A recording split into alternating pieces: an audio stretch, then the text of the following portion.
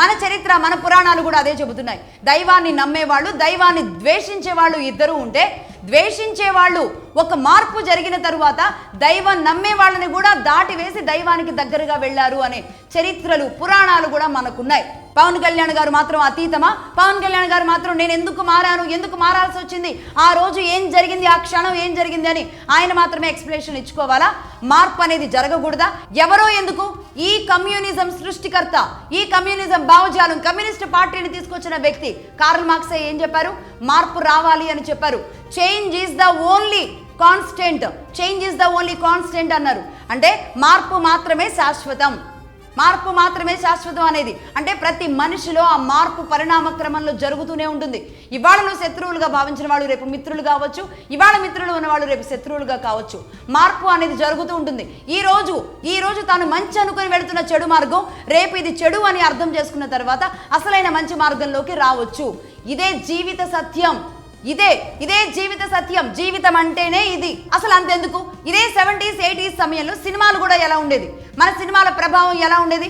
ఆనాటి సినిమాలు 70s 80sలో ఆ సమయంలో వచ్చిన సినిమాలు, మాదాల రంగారావు గారు కానీ పరచూరి బ్రదర్స్ కానీ ఇదే విప్లవ భావాలతో, ఇదే కమ్యూనిజం భావాలతో వాళ్ళు సినిమాలు తీసేవాళ్ళు. ఆ విధంగానే ఆ పదజాలం, ఆ సాహిత్యం, ఆ పవర్, ఆ ఫోర్స్ అన్నీ కూడా అలాగే ఉండేది. అంటే ఒక గ్రామంలో ఉన్న ఒక గ్రామ పెద్దనో, అక్కడ ఉన్న పటేల్ పట్వారీనో, ఒక జమీందారునో, ఒక దుర్మార్గంగా వ్యవహరించే వాళ్ళ మీద ఉక్కుపాదం మోపడానికి ఇదే మావోయిజం భావజాలాన్ని తీసుకున్న వ్యక్తులు మాత్రమే వీళ్ళకి ఎదురొడ్డి పోరాడగలరు కాబట్టి వాళ్లే హీరోలుగా ఉండేవాళ్ళు అనేది మారింది. ఆ తర్వాత 90sలోకి వచ్చిన తర్వాత దాసనారాయణరావు గారు కూడా ఇలాంటి సినిమాలే, రాములమ్మ లాంటి సినిమాలు తీసి ఎంత పెద్ద హిట్ ఇచ్చారు.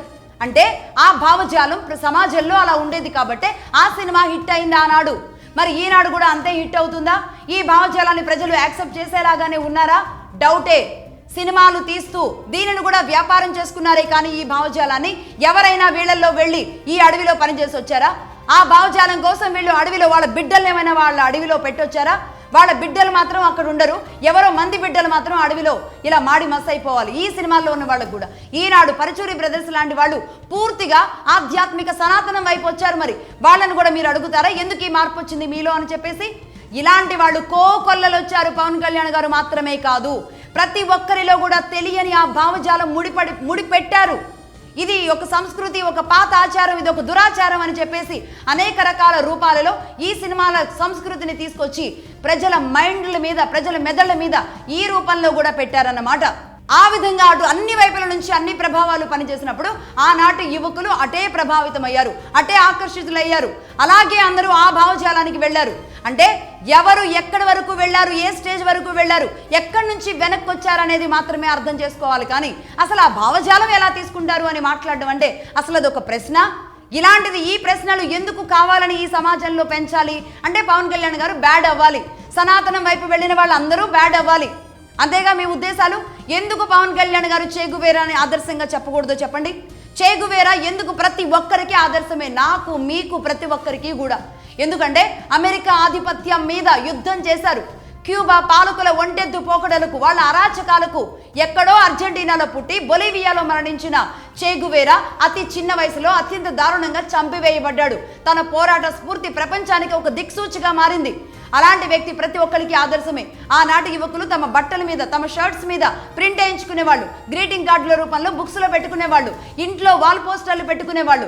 ఈనాటికి కూడా వాళ్ళు ధరించిన క్యాప్, ఫెడరల్ క్యాస్ట్రో లాంటి వాళ్ళు వేసుకున్న క్యాప్స్ ఏవైతే ఉన్నాయో ఈనాటికి కూడా వాటికి ట్రెండ్ ఉంది. అంటే ఇన్నేళ్లైనా వాళ్ళు నిజానికి ఆనాటి సమయంలో వాళ్ళు ఆదర్శనీయులే ప్రపంచానికి.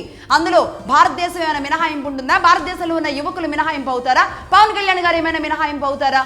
అసలు చేగువేరా పేరే ఎత్తకూడదు, పవన్ కళ్యాణ్ గారికి అర్హత లేదు అన్నట్టుగా ఎలా మాట్లాడతారు ఈ సో కాల్డ్ ఎర్ర జర్నలిస్టులు, మేధావుల ముసుగుల్లో ఉన్న వామపక్షాలు? పవన్ కళ్యాణ్ గారిని పదే పదే ప్రశ్నిస్తున్న వాళ్ళు ఎవరైతే ఉన్నారో వాళ్ళు చెప్పాలి ఇప్పుడు వాళ్ళ సిద్ధాంతం ఏంటో. నేను అడుగుతాను వాళ్ళని. ఎవరు వాళ్ళు?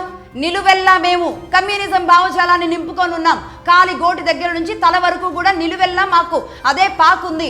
మేము ఎన్ని ముసుగులు ధరించినా సరే మా ఈ కమ్యూనిజం భావజాలం అనేది బయటికి తన్నుకుంటూ వస్తుంది. మేము ఎంత కవర్ చేద్దామన్నా సరే అది దాగడం లేదు. మా జెండాల మీద, మా భుజాల మీద ఈనాటికి మా జెండాలు పట్టుకొని మోస్తూనే ఉన్నాం. ఈ కమ్యూనిస్ట్ భావజాలాన్ని మేము తీసుకువెళుతూనే ఉన్నాం ముందుకి అని మాట్లాడుతున్న వాళ్ళు ఎవరైతే ఉన్నారో ఈనాటికి కూడా ముసుగులు ధరించిన వాళ్ళు, ముసుగులు లేని వాళ్ళు అందరికీ చెబుతున్నాను నేను, మీ సిద్ధాంతాలను మీరు ఎంతవరకు ఫాలో అవుతున్నారు? కార్ల్ మార్క్స్ తీసుకొచ్చిన సిద్ధాంతం మీరు ఎంతవరకు ఫాలో అవుతున్నారు? అమెరికా రాజ్యాంగవాదానికి వ్యతిరేకంగా, అమెరికా సామ్రాజ్యవాదానికి వ్యతిరేకంగా పుట్టిన కార్ల్ మార్క్స్ సిద్ధాంతంలో నుంచి వచ్చిన కమ్యూనిజం భావజాలాన్ని ఈనాటి మీలాంటి ముసుగుదారులు ఎంతమంది ఫాలో అవుతున్నారు నాకు చెప్పండి. మీరు అమెరికా వాడు తయారు చేసిన కార్లు వాడతారు, ఫోన్లు వాడతారు, సాఫ్ట్వేర్లు వాడతారు, యూట్యూబ్లు వాడతారు, ఫేస్బుక్లు వాడతారు. ఆఖరికి మీ పిల్లల్ని అక్కడున్న యూనివర్సిటీలోకి పంపించి చదివిస్తారు. అక్కడ నుంచి ఇక్కడికి వచ్చిన డబ్బు తీసుకుంటారు. అమెరికా గొప్ప దేశంగా మీరు చూస్తూనే ఉంటారు. అన్ని రకాలుగా అన్నీ అనుభవిస్తూనే ఉంటారు. మీ మాటలు నమ్మి, మీ భావజాలానికి, మీ విప్లవ రచనలకి, మీ పాటలకి, మీ సాహిత్యాలకి నమ్మి ఇదే గొప్పతనమేమో అని భావించి మంది బిడ్డ అడవిలోకి వెళ్ళిన వాళ్ళు వాళ్ళ జీవితాలతో మీరు ఆడుకుంటున్నారు. అడవుల్లో ఉన్న అన్నలతో మీరు ఇన్నాళ్ల పాటు ఆడుకున్నారు. ఈ రోజు మీరేమో అన్ని రకాలుగా ఏసీ రూముల్లో హాయిగా బతుకుతూ ఉన్నారు. మరి ఎక్కడ ఫాలో అవుతున్నారు మీరు మీ సిద్ధాంతాన్ని? అందుకే నేను అంటూ ఉంటాను, వీళ్ళు 2 నాలుకల పాములు అని. ఒక్కొక్కసారి సందర్భాన్ని బట్టి 4 నాలుకలు కూడా బయటకు వస్తూ ఉంటాయి ఈ పాములకి. దీన్ని ఏమంటారు మరి? సమాజాన్ని వక్ర మార్గంలో పట్టిస్తూ ఉన్నారు. ఆ భావజాలం ఒక స్టేజ్ వరకు ఆగిపోయింది. కానీ ఈనాడు ముసుగులు ధరించిన మేధావులాగా, విశ్లేషకుల్లాగా, ఎర్ర జర్నలిస్టులాగా ఇంకా ఆ భావజాలాన్ని ఎందుకు కంటిన్యూ చేస్తున్నారు? మీరు ఆ భావజాలంతో ఉన్న మనుషులా? ఓపెన్గా చెప్పండి. ఎస్, నేను సిపిఐ, సిపిఎం, కార్ల్ మార్క్స్ సిద్ధాంతం ఏదైతే కమ్యూనిజం ఉందో ఈనాటికి ఆ సిద్ధాంతానికి అనుగుణంగానే నేను నడుస్తాను. ఇదే భారతదేశంలో ఉండి ఆ జీవితాన్ని నేను అనుభవిస్తాను.